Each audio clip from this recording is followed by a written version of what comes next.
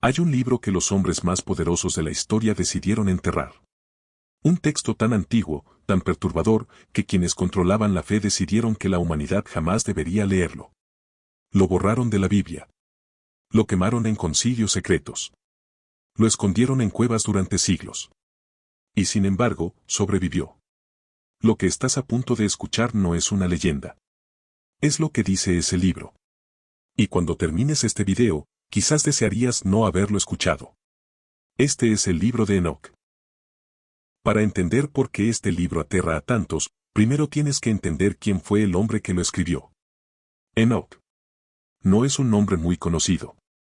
Y eso, curiosamente, es parte del misterio. En el Génesis, el libro con el que abre la Biblia, Enoc aparece apenas en unas pocas líneas. Se dice que fue el séptimo patriarca después de Adán, que vivió 365 años. Y luego, simplemente, desapareció. No murió. No fue sepultado. La Biblia dice, textualmente, que Enoc caminó con Dios y desapareció porque Dios se lo llevó. Eso es todo. Ninguna explicación. Ningún detalle. Como si alguien hubiera arrancado las páginas. Pero lo que los autores del Génesis no te cuentan, es lo que Enoc vio durante esos 365 años. Y lo que vio, lo escribió. Todo. Se dice que Enoc fue el primer humano en recibir conocimiento directo del cielo. Que ángeles, seres de luz cegadora, descendieron hasta él y le mostraron los secretos del cosmos. La estructura del universo, el origen de la maldad en la tierra, el destino final de la humanidad. Y cuando lo escribió todo, el texto resultante fue tan explosivo, tan peligroso para el orden establecido, que fue condenado al olvido. Ahora llegamos al corazón del libro. A la parte que hizo que los obispos del siglo IV sudaran frío cuando lo leyeron. El libro de Enoc habla de ellos como los vigilantes. En hebreo, los Ibim. Seres angelicales creados para observar a la humanidad desde arriba. Para vigilar. Para proteger. No para intervenir. Pero algo salió mal. Según el texto, 200 de estos vigilantes tomaron una decisión que cambiaría el destino de la humanidad para siempre. Descendieron a la tierra, a la cima del monte Hermón, una montaña real que existe hasta hoy en la frontera entre Siria e Israel, y ahí hicieron un pacto. Un pacto de traición. Decidieron tomar esposas humanas. El líder de estos vigilantes se llamaba Semiasa. Y junto a él cayeron otros. Azazel, Armaros, Baraquiel, Tamiel, cada uno con un nombre, cada uno con una misión corrupta. Azazel enseñó a los hombres el arte de fabricar espadas, escudos y armaduras. Les enseñó a hacer la guerra. A las mujeres les enseñó el uso de espejos, de joyas, de cosméticos, herramientas de seducción y vanidad. Y otros vigilantes enseñaron astrología, encantamientos, el corte de raíces, la magia. El libro dice algo escalofriante, que toda la maldad que existe en el mundo no surgió del corazón humano. Fue enseñada. Fue un regalo envenenado de seres que no deberían haber bajado. Pero eso no es lo peor. La unión entre los vigilantes y las mujeres humanas produjo hijos.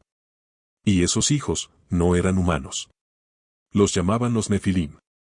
La Biblia los menciona de pasada en el Génesis, casi como un accidente editorial, había gigantes en la tierra en aquellos días. Una sola línea. Sin explicación. Sin contexto. Pero el libro de Enoc dedica capítulos enteros a describirlos.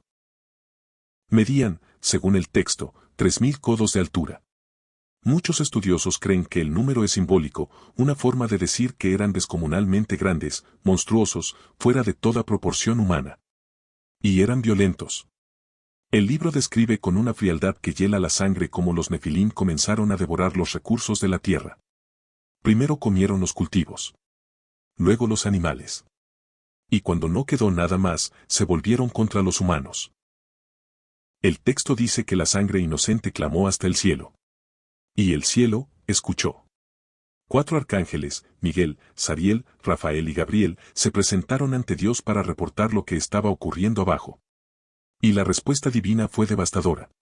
Rafael recibió la orden de encadenar a Azazel en un desierto oscuro, cubrirlo de piedras afiladas y lanzarlo a la oscuridad hasta el día del juicio final. Gabriel recibió la orden de destruir a los Nefilim, no con un ejército, sino de una manera más sutil y más aterradora, provocando que se destruyeran entre ellos mismos. Y el gran diluvio, según Enoc, no fue solo un castigo. Fue una limpieza. Una operación de exterminio cósmico. Aquí viene algo que muy poca gente conoce. El libro dice que cuando los Nefilim murieron en el diluvio, sus espíritus no encontraron descanso. No podían subir al cielo, no eran ángeles.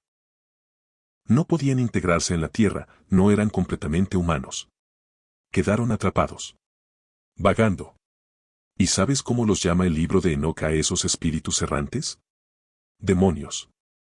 Según este texto, los demonios no son ángeles caídos. Son los fantasmas de los gigantes muertos. Y siguen aquí. Todo lo que acabas de escuchar estaba escrito. Circulaba. Era leído. De hecho, el libro de Enoc fue enormemente popular en los primeros siglos del cristianismo. Los apóstoles lo conocían. Se cree que el propio apóstol Judas, no Iscariote, sino Judas Tadeo, lo cita directamente en su epístola del Nuevo Testamento. Pedro hace referencias veladas a los vigilantes. Pablo parece conocer su cosmología. Entonces, ¿qué pasó? En el año 364 después de Cristo, se celebró el Concilio de la Odisea. Ahí, un grupo de obispos y líderes eclesiásticos se reunió para decidir qué textos formarían parte de la Biblia cristiana oficial. Y el libro de Enoc no pasó el corte. Las razones oficiales fueron técnicas, que era demasiado tardío, que su autoría era cuestionable, que contradecía otros textos aceptados. Pero hay quienes señalan razones más incómodas. El libro describe una jerarquía celestial tan compleja, tan detallada, con ángeles con nombres propios, con funciones específicas, con libre albedrío e incluso con la capacidad de rebelarse, que hacía muy difícil mantener un mensaje religioso simple y controlable. Un Dios único, un clero que interpreta su voluntad, fieles que obedecen. El libro de Enoc complicaba todo eso.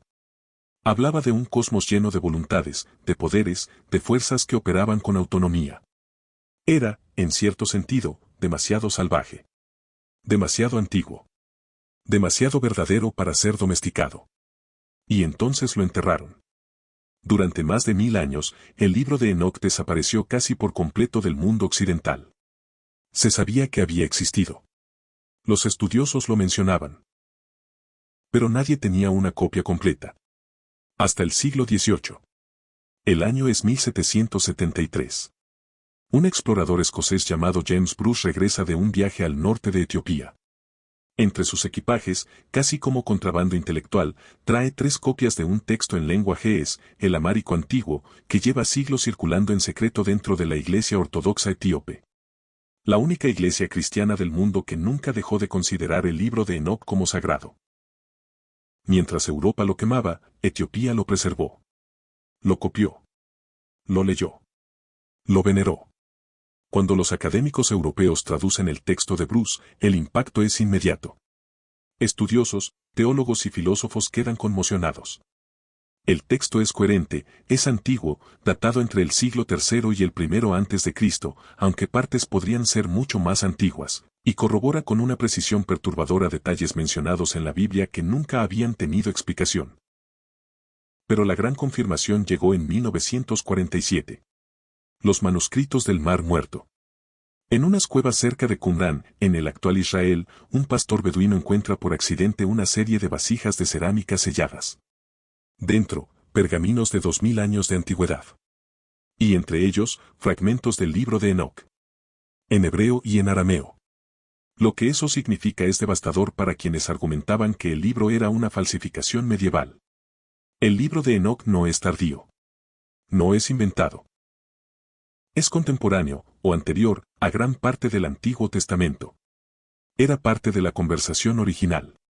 Y alguien, en algún momento, decidió sacarlo.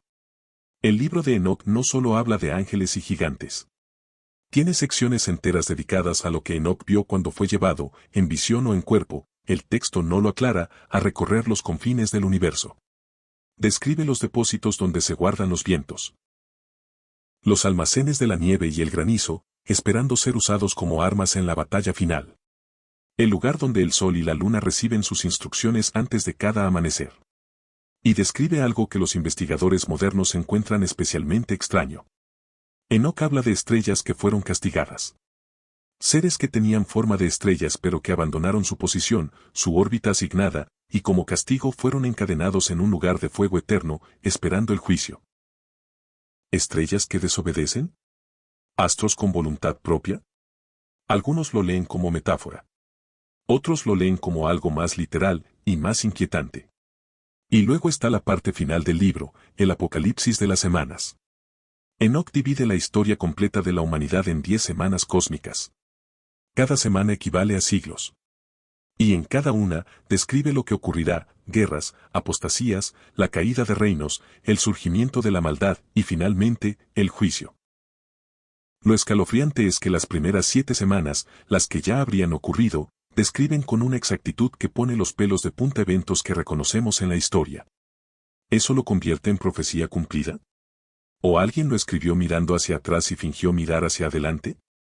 Esa pregunta, querido espectador, te la dejo a ti.